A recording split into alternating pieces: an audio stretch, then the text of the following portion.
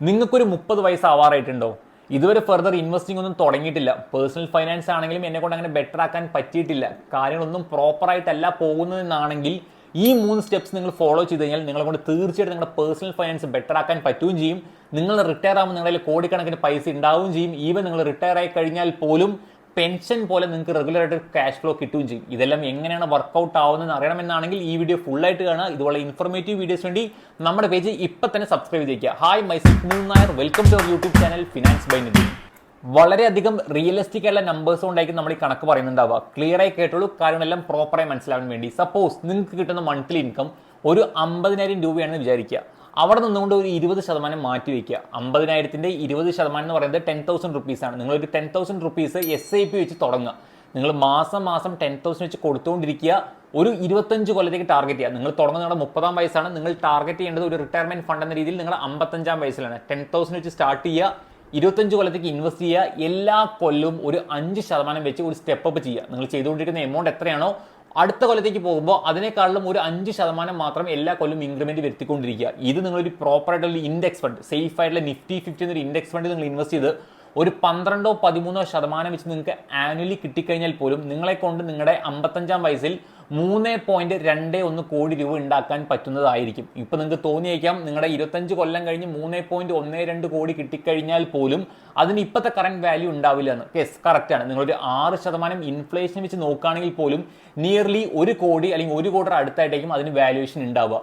നിങ്ങൾ ആ amount full ആയിട്ട് വിഡ്രോ ചെയ്യേണ്ട ആവശ്യം വരുന്നില്ല. ആ പൈസ എടുത്തുകൊണ്ട് വളരെയധികം സേഫ് ആയിട്ടുള്ള വല്ല ഡെറ്റ് മ്യൂച്വൽ ഫണ്ട്സിൽ ഇൻവെസ്റ്റ് ചെയ്യുക. നിങ്ങൾക്ക് അവിടെ നിന്ന് കിട്ടുന്ന റിട്ടേൺസ് മേ ബി കുറവായേക്കാം, മേ ബി 9% കിട്ടുന്നുണ്ടാവുള്ളൂ.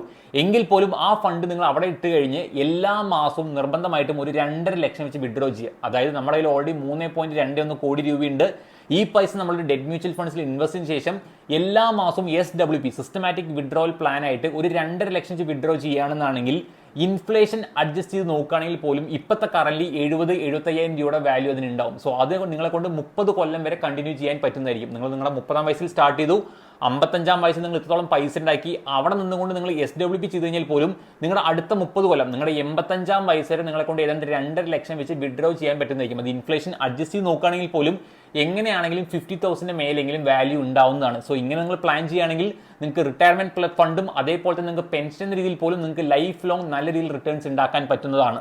ഇനി രണ്ടാമത്തെന്ന് പറയുന്നത് നിർബന്ധമായിട്ടും ഒരു ഹെൽത്ത് ഇൻഷുറൻസ് എടുത്തിരിക്കണം. ഹെൽത്ത് ഇൻഷുറൻസ് പറഞ്ഞു കഴിഞ്ഞാൽ നിങ്ങൾക്ക് എന്തെങ്കിലും തരത്തിൽ ഹോസ്പിറ്റലിൽ പോയിട്ട് വന്ന് അവിടെ നിങ്ങൾക്ക് സപ്പോസ് ഒരു ആക്സിഡന്റോ അല്ലെങ്കിൽ എന്തെങ്കിലും തരത്തിൽ അൺസർട്ടനിറ്റി നടന്നുകൊണ്ട് അത്യാവശ്യം ഹ്യൂജ് ആയിട്ടുള്ള ഒരു ബില്ല് അവിടെ വന്നു കഴിഞ്ഞാൽ നിങ്ങളൊരു ഹെൽത്ത് ഇൻഷുറൻസ് എടുത്തിട്ടില്ല എന്നാണെങ്കിൽ എല്ലാ പൈസയും നിങ്ങൾ നിങ്ങളുടെ പോക്കറ്റിൽ നിന്ന് എടുത്ത് കൊടുക്കേണ്ടി വരും.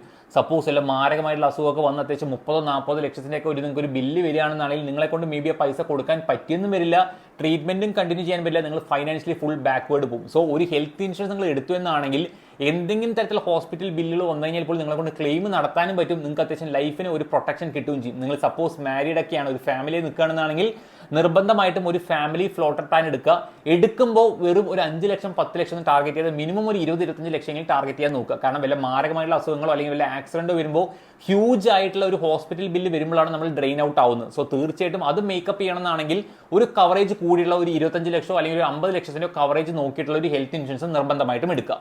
മൂന്നാമത്തെന്ന് പറയുന്നത് ഒരു ടേം ഇൻഷുറൻസ് ആണ്. നിങ്ങൾക്ക് ഒരു കൊല്ലം വരുന്ന ഇൻകം എത്രയാണോ അതിൻ്റെ ഒരു 20 ഇരട്ടിക്ക് വരുന്ന കവറേജ് വരുന്ന ഒരു ടേം ഇൻഷുറൻസ് നിങ്ങൾ നിർബന്ധമായിട്ടും എടുത്തിരിക്കണം. സപ്പോസ് നിങ്ങൾക്ക് വരുന്ന ഒരു ആനുവൽ ഇൻകം 5 ലക്ഷമാണെങ്കിൽ 5 × 20, അപ്പോൾ 1 കോടി കവറേജ് വരുന്ന ഒരു ടേം ഇൻഷുറൻസ് എന്തായാലും എടുത്തിരിക്കണം. കാരണം നിങ്ങൾക്ക് എന്തെങ്കിലും സംഭവിച്ചു കഴിഞ്ഞാൽ നിങ്ങൾ ഇല്ലാതായി കഴിഞ്ഞാൽ നിങ്ങളുടെ ഫാമിലി ഫൈനാൻഷ്യലി സ്റ്റേബിളായി മുന്നോട്ട് പോകാനാണ് നമ്മൾ ഈ ടേം ഇൻഷുറൻസ് എടുക്കുന്നത്.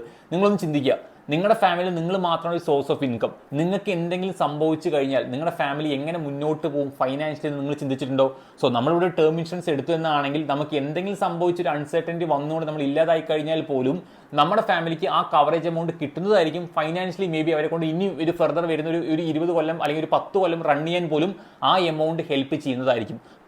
സോ ഇതൊക്കെയാണ് ആ 3 സ്റ്റെപ്സ് എന്ന് പറയുന്നത്. ഈ 3 സ്റ്റെപ്സ് നിങ്ങൾ പ്രോപ്പറായി ഫോളോ അപ്പ് ചെയ്ത് കഴിഞ്ഞാൽ നിങ്ങളെ കൊണ്ട് തീർച്ചയായിട്ടും നിങ്ങളുടെ പേഴ്സണൽ ഫൈനാൻസ് ബെറ്റർ ആക്കാൻ പറ്റുന്നതായിരിക്കും. ഇത് 30s മാത്രമല്ല, സപ്പോസ് നിങ്ങൾ 20s ആണെങ്കിൽ പോലും, അല്ലെങ്കിൽ നിങ്ങൾ സപ്പോസ് നിങ്ങളുടെ 40s പോലും നിങ്ങൾക്ക് ഈ സ്റ്റെപ്സ് അങ്ങനെ തന്നെ ഫോളോ അപ്പ് ചെയ്യാൻ പറ്റുന്നതാണ്. കാരണം ഇത് വളരെയധികം ബേസിക് ആയിട്ടുള്ള സ്റ്റെപ്സാണ്, അതുപോലെ തന്നെ വളരെയധികം എഫിഷ്യൻ്റ് ആയിട്ടുള്ള സ്റ്റെപ്സാണ്. നിങ്ങൾ ഇത് ഫോളോ അപ്പ് ചെയ്ത് കഴിഞ്ഞാൽ തീർച്ചയായിട്ടും നിങ്ങളുടെ ലൈഫിലെ പേഴ്സണൽ ഫൈനാൻസ് ബെറ്റർ ആയി എന്ന് നിങ്ങളോട് ഉറപ്പിച്ച് പറയാൻ പറ്റും. സോ ഇതുപോലെ ഇൻഫോർമേറ്റീവ് വീഡിയോസ് വേണ്ടി ഇപ്പം തന്നെ നമ്മുടെ പേജ് സബ്സ്ക്രൈബ് ചെയ്തേക്കുക, ലൈക്ക് ചെയ്യുക, ഫ്രണ്ട്സായിട്ട് ഷെയർ ചെയ്ത് കൊടുക്കുക. അപ്പോൾ താങ്ക്